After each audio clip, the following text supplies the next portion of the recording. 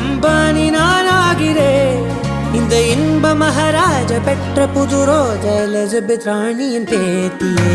தாயே தாயே மகளன வந்தாய், தந்தை சிந்தை நலமுற வந்தாய்.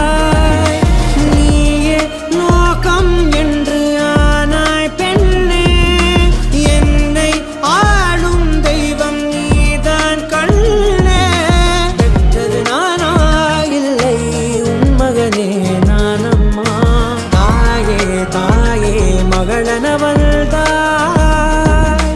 தந்தை சிந்தை நலமுற வந்தாய்.